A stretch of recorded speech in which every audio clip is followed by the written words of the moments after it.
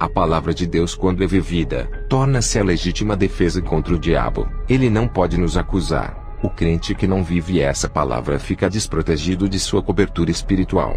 A palavra de Deus tem suprido meu espírito e me dado forças para vencer as provas. Jesus tem cuidado de mim como uma criança recém-nascida. Todo o meu crescimento espiritual foi concedido pelo Espírito Santo. Ele tirou toda a maldade do meu coração. Me libertou de todo o pecado que me impedia de crescer espiritualmente. Ele purificou a minha alma e o meu espírito. Fertilizou meu interior com a sua palavra e fez germinar os frutos espirituais. Essa semente que cresceu em meu coração tem dado bons frutos e vem amadurecendo a cada ano. Isso explica que eu estou em processo de transformação.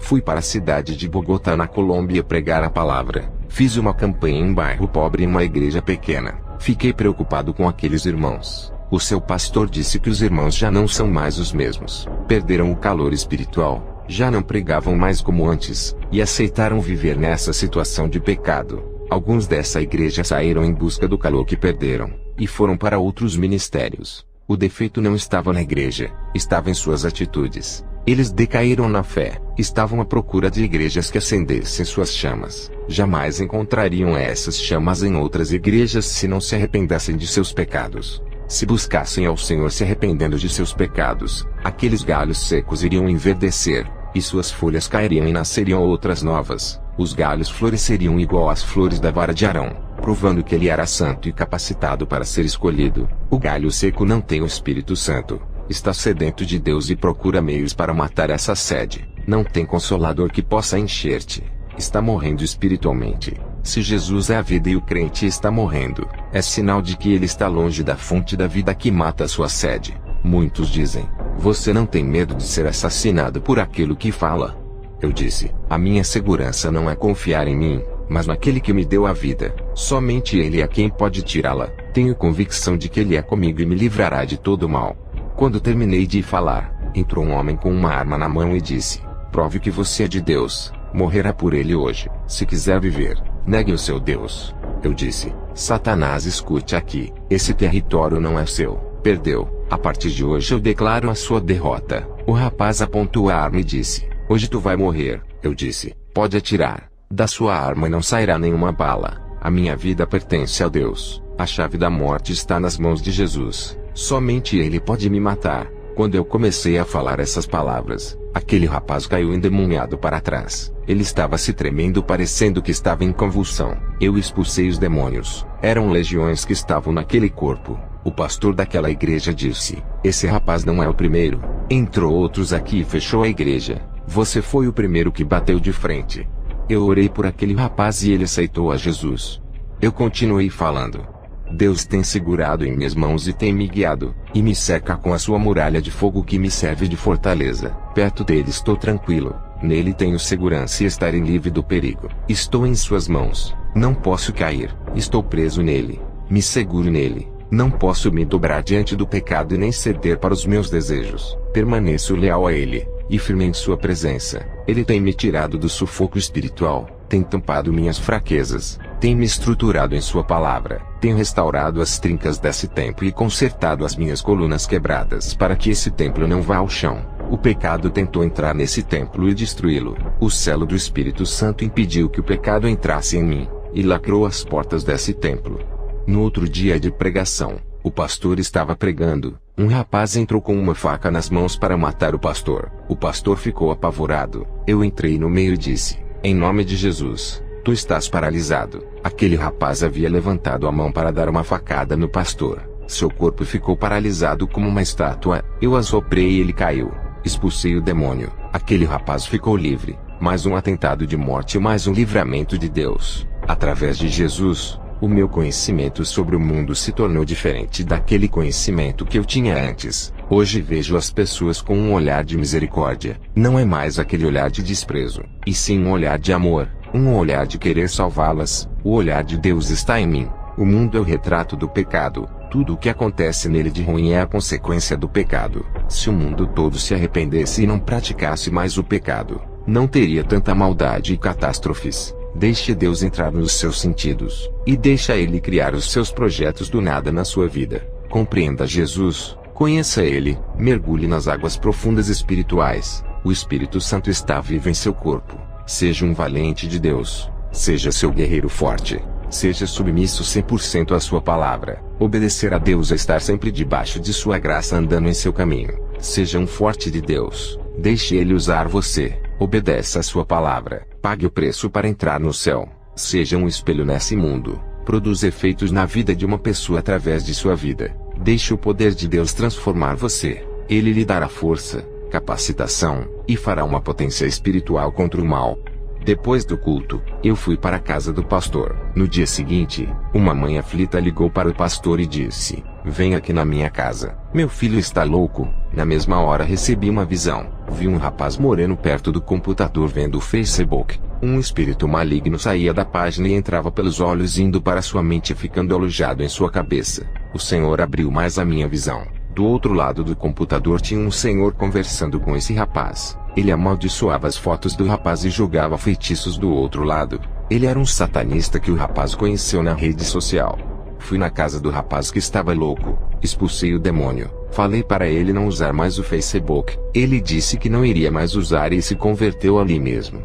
Fui ministrar em outra igreja, e foi-me revelado o estado daquela congregação. A mensagem para aquele lugar foi sobre as paixões do mundo que domina a cabeça. Outros irmãos tomavam decisões erradas quando estavam nervosos e com o emocional à flor da pele. Tudo isso tirava a razão, deixando eles irracionais sem equilíbrio mental, indomáveis e explosivos. A oração iria amortecer as suas carnes e domar seus corações controlando seus pensamentos e temperamentos. Muitos ali estavam sendo enganados pelos falsos profetas por não saberem a palavra de Deus. Eles não tinham entendimento da palavra. Eram ouvintes e não praticantes. Eles não deixavam o Espírito Santo lhe usarem. Não deixavam ele comandar a ministração e conduzir. Eu exortei eles a se prepararem, examinarem suas vidas, se corrigirem, obedecerem ao chamado, não fazer as suas vontades e fazer aquilo que Deus queria. Sejam um instrumento nas mãos de Deus. Sejam úteis para o trabalho de Deus. É tempo de plantar para Cristo e colher os seus frutos. Seja um agente para a execução do trabalho de Deus. Deus lhe dará recursos celestiais para alcançar almas.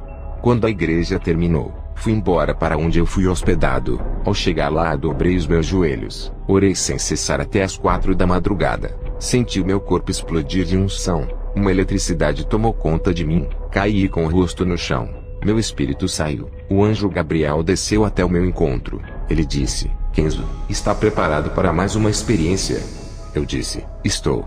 Subimos ao céu. O portão celestial se abriu e eu entrei para dentro do paraíso. Que saudades voltar para esse lugar. Os anjos do céu me receberam. Eu não sabia, mas o meu nome era popular no céu pelas obras que eu fazia na terra e pela vida que eu vivia na terra. Os falsos profetas, apesar de terem sua fama na terra, seus nomes não são citados no céu. O anjo me disse: "Satanás quer destruir a igreja através do pecado. Diga para eles rejeitarem o mundo e o que Satanás lhe oferece. Diga para matarem a vontade da carne e seus desejos dos corações. Aqueles que estão em Cristo e vivem uma vida santa, nenhum mal lhe atingirá. Nem feitiçaria poderá te fazer mal, pois a santidade é sua armadura." Diga para a igreja fazer obras de caridade, ajudarem os oprimidos e aqueles que necessitam. A pessoa que você ajuda hoje, pode lhe ajudar amanhã se tiver gratidão. Diga para eles ajudarem sem esperar nada em troca. Sejam generosos e não interesseiros, a retribuição virá de Deus, seja na terra ou no céu. Jesus disse: "Meu servo, tu sempre teve dúvidas sobre a salvação de Salomão.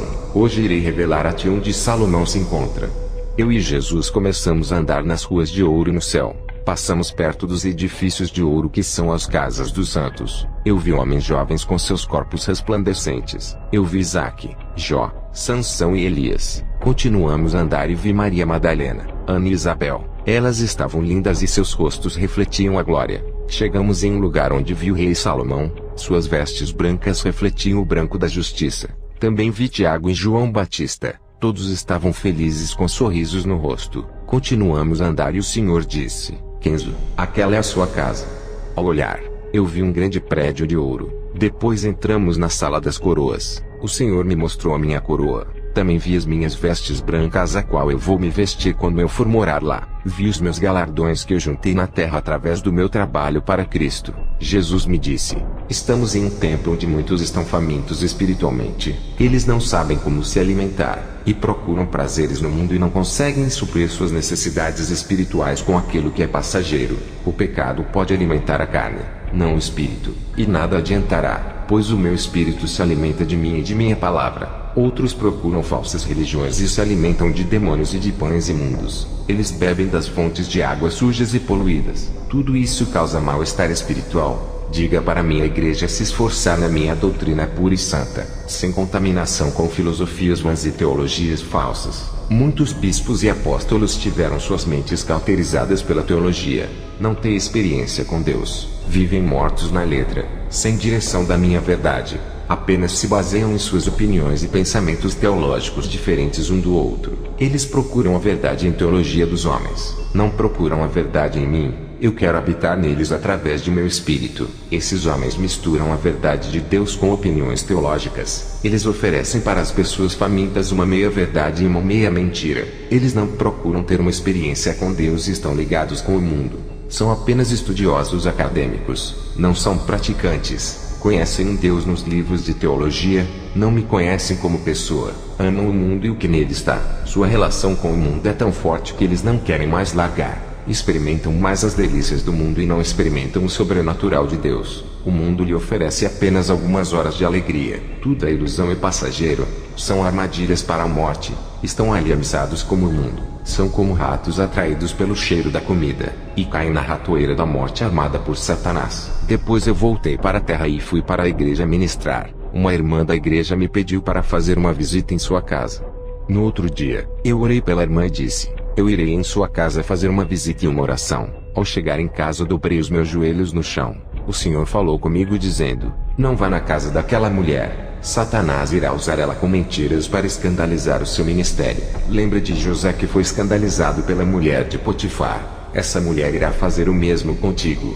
No outro dia não fui para a casa dela. Ela veio me perguntar o porquê eu não fui. Eu disse que Deus não havia permitido. Quando acabei de ministrar, aquela irmã veio até mim e começou a me seduzir com palavras. Eu repreendi. Ela caiu endemoniada. Ela foi liberta do espírito de sedução. O Senhor Jesus me revelava que o diabo arma ciladas nesse mundo. Ele conhece o ponto fraco de todo mundo. Ele estuda cada pessoa e ataca nas fraquezas. Essa é a importância de sermos selados e termos a palavra reinando em nós, endurecendo os nossos corações para o pecado. Jesus disse que nós temos que ser mais ativos espiritualmente. Não podemos baixar a guarda e nem parar de orar. Se vacilarmos nessa reta final, todo o nosso trabalho e nossas obras que concluímos a longo prazo terá sido em vão. Eu tenho andado em várias igrejas. Tenho tido visões de uma mulher adormecida vestida de noiva dormindo em um sono profundo. Uma sonolência espiritual. Vamos sair dessa sonolência espiritual que não deixa vocês acordarem para a realidade do mundo espiritual. Esse sono não deixa vocês enxergarem os seus pecados. Não sabem mais diferenciar o certo do errado. Tudo é comum. O pecado é normal. Esse sono está tirando suas consciências daquilo que é espiritual. Seus olhos estão fechados para o pecado, e não se abrem para olhar para se corrigirem. Não sabem o que estão fazendo. Viraram pessoas sonâmbulas andando sem consciência das coisas. Andam em caminhos tortos pensando que estão na graça. Acordem. Vocês estão em uma guerra espiritual contra as forças do mal. Somente os fortes vencerão e os perdedores serão entregues para as legiões malignas. Serão presos e encarcerados no inferno. O galardão dos crentes perdedores são prisões e condenações eternas. Seu inimigo Satanás está tão perto de vocês,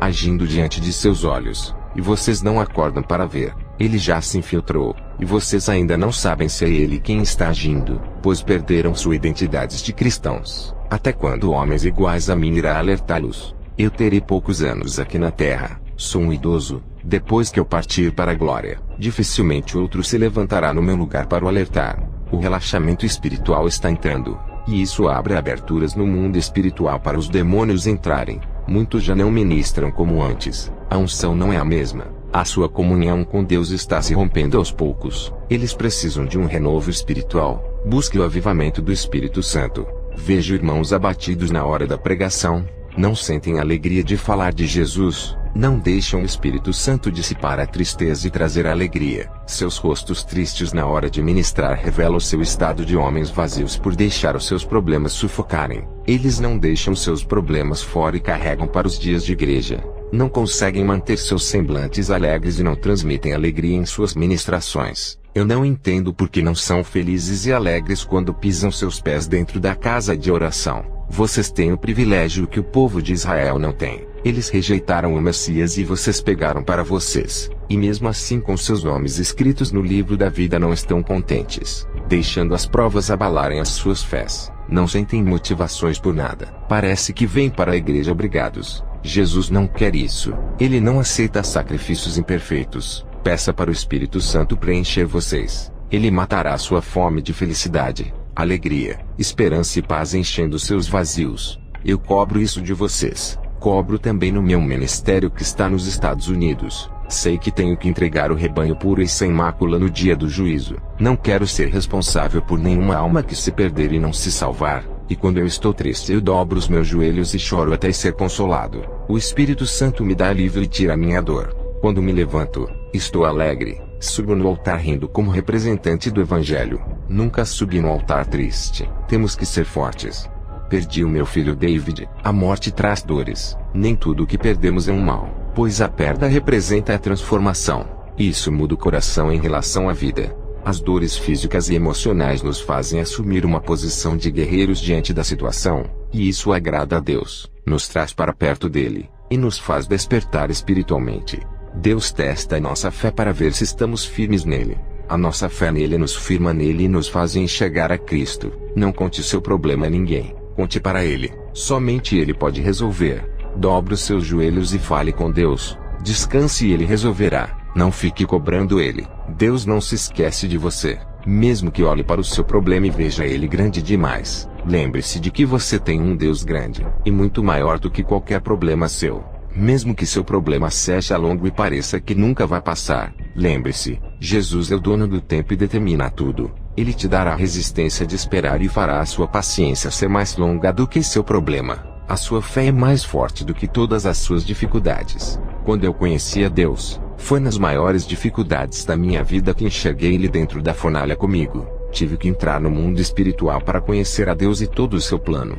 O Espírito Santo invadiu o meu ser de uma maneira que fiquei sensível ao seu toque. Minha sensibilidade espiritual ficou aguda, senti mais prazer de ficar em sua presença. Satanás apareceu para mim e tentou me desanimar. Ele disse que por mais que eu pregasse a santidade, amor, perdão e o arrependimento, por mais que eu conservasse essa doutrina não teria êxito mundial, pois ele me falou que criou falsas seitas como Mormons, Testemunhas de Jeová, Adventismo e outras seitas com aparência de igrejas caridosas e bondosas para contaminar a sã doutrina, e que era tarde demais para eu espalhar a doutrina verdadeira, pois ele estava multiplicando as suas seitas enganosas pelo mundo. Satanás foi embora e eu tive uma visão. Vi uma noiva de preto, uma falsa igreja sentada no trono e reinando. Uma voz me dizia: está multiplicando igrejas falsas. Irei buscar a minha verdadeira igreja antes que ela seja contaminada e enganada pelas falsas noivas, a noiva de Satanás. O Espírito Santo me revelou divisões dentro das igrejas, por causa de brincadeiras ofensivas que irritam o próximo e não respeitam o irmão que não gosta de brincadeiras. Vamos ser maduros para as coisas de Deus e crianças para a malícia desse mundo. Se acostumem a andar na doutrina. Sei que é difícil. Logo se acostumarão. Sejam viciados em orações todos os dias. Caiam nessa rotina espiritual. Vivam uma vida santa. Se viverem uma vida relaxada na presença do Senhor, ninguém dará crédito por suas palavras. Você é a palavra que prega, assim como Jesus é a palavra. Muitos vivem uma vida de pecado. Não ganham mais almas por escandalizarem o Evangelho. Caíram em descrédito por causa de seus testemunhos. Os falsos mestres, doutores da mentira, estão dentro das igrejas usando a própria palavra de Deus para enganar, como Satanás usou a palavra de Deus para enganar a Jesus no deserto. Se não estivermos revestidos com as armaduras da santidade, seremos presas fáceis. O diabo não se importa com crentes que buscam bênçãos materiais. O materialismo para o diabo não tem valor nenhum. É perecível. O diabo se importa com aquilo que é eterno. Os que buscam as coisas espirituais, quem busca morar no céu, coisas não perecíveis, tudo isso incomoda o diabo. Ele sabe o que perdeu, jogou sua herança fora, sabe o que é bom e não quer que consigamos o que ele já perdeu. Ele colocará obstáculos e impedimentos espirituais para vocês não crescerem espiritualmente. Para Satanás, é melhor que fiquemos ricos e milionários na terra se desviando, do que termos galardões no céu. Ele prefere que conquistemos o mundo, sejamos poderosos aqui ao invés de conquistarmos o céu, pois a riqueza corrompe, e a riqueza dessa terra acaba. Já as dos céus são eternas. Nossas riquezas não estão nesse mundo, estão sendo armazenadas no céu para onde iremos morar, para que ajuntar tesouros na terra, se quando morremos não levaremos nada. Tudo vai ficar aqui, para onde vamos não levaremos, pois o noivo nos levará e deixará os nossos bens. Que todos que ouvem esse testemunho venham a se reconciliar com Deus, que venham a receber uma unção especial ao ouvir essas palavras. Amém.